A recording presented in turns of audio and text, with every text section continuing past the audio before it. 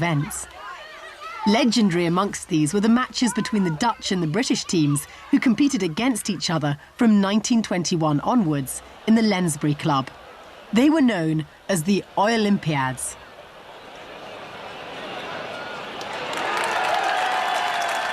The management made sure there were impressive cups for the winners.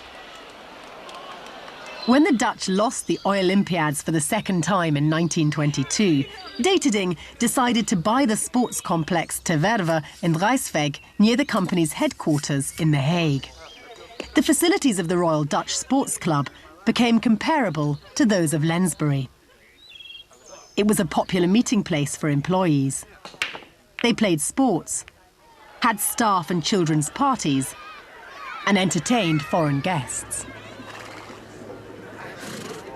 However, differences between the British and the Dutch remained within the Royal Dutch Shell Group. The British were the transporters, the traders, the managers, while the Dutch excelled in technical and engineering skills. Over the years, Royal Dutch and the Technical University of Delft built a strong relationship together.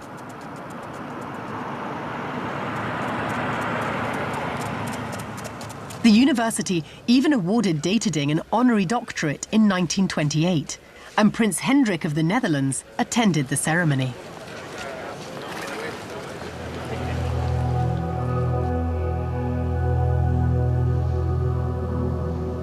By the end of the 1920s, the oil industry had suffered severely from continuous overproduction in America.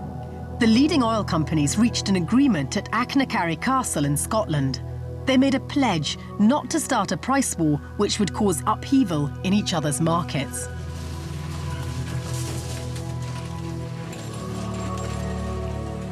In 1929, the whole world was in severe economic crisis after the Wall Street crash. The oil companies had a very difficult time, especially in the United States and the Dutch East Indies. Drastic reorganizations and mass redundancies followed. In the Dutch Antilles on Curaçao, the crisis hit hard. Half the population worked in the oil industry or in related businesses.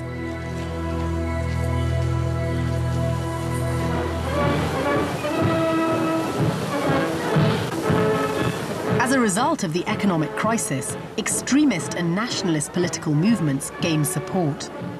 It vigorously resisted the nationalizing of its holdings. During the company took a more middle-of-the-road approach. Instead of objecting to nationalism in principle, the group held out for as long as possible by negotiating using subtle arguments.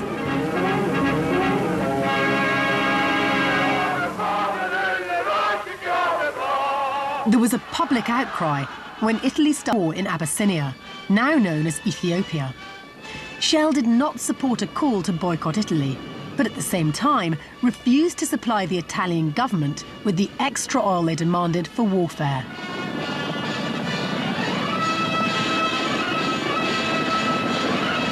In the Spanish Civil War, the group took a similar neutral position.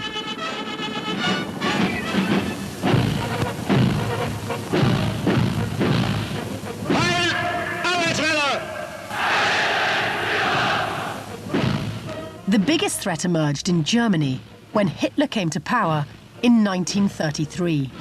Under the Nazi regime, the oil industry gradually came under the grip of Field Marshal Hermann Göring.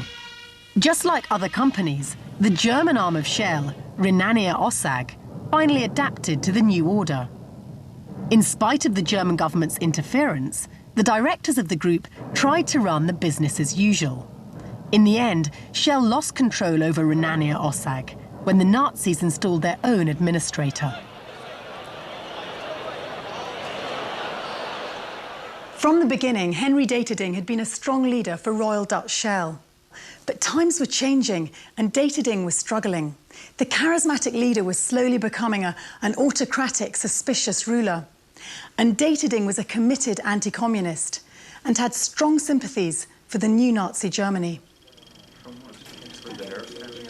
Deterding came into conflict with his fellow directors when his political opinions influenced his ability and judgment. He retired in June 1936 with a big farewell party to celebrate his 40 years with Royal Dutch Shell and his 70th birthday. Wat ik wel wil zeggen is dit, dat er maar één geluk in de wereld is, en dat is het geluk van arbeid. Nog groter geluk is mogelijk en in de positie te zijn arbeid te kunnen geven. Deterding died in St. Moritz on February the 4th, 1939.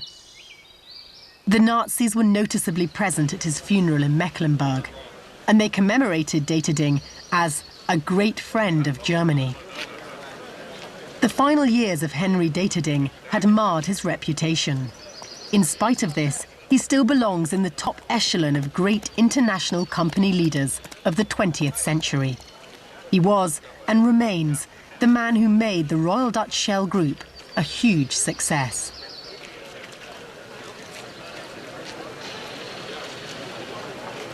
His succession caused friction between the British and the Dutch directors. In the end, Frits de Kock became the Director General of Royal Dutch and officially the head of the group.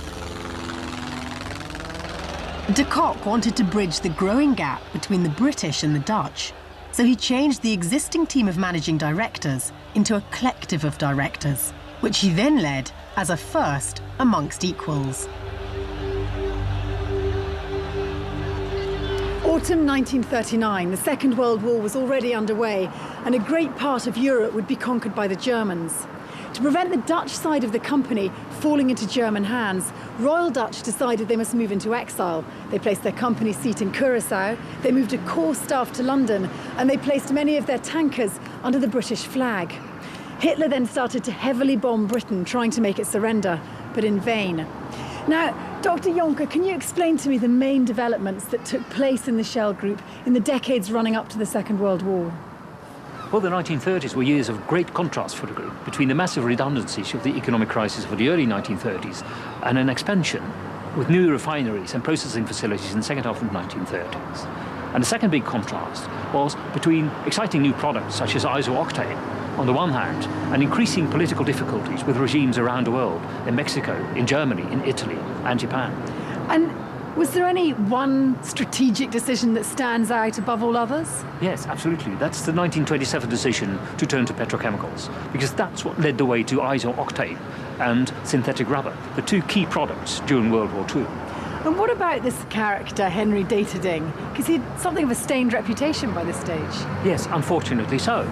But we must not forget that he was instrumental in keeping the group together, and that became evident immediately after his resignation in 1936, when British and Dutch directors started an infectious row with each other.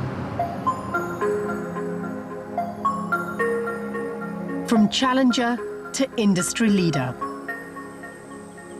After the initial merger in 1907, Royal Dutch and Shell Transport and Trading developed their joint business into a strong worldwide oil company. It was a story of rapid expansion in exploration and production, leading-edge research and the development of new products. Its success created a group of dynamic and resilient companies in many countries.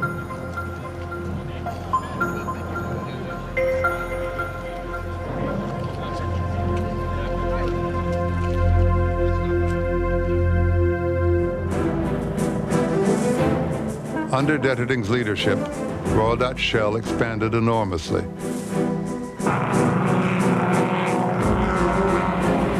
He had shaped a great global organization.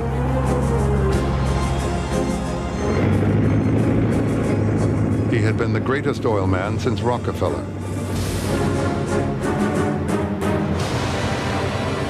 But Henri Deterding, Marcus Samuel's old partner, had, in his old age, become a Nazi sympathizer. I think he was a supporter of Hitler when he saw how well Hitler was doing, getting Germany out of a really thorough mess, which it was in the early 30s.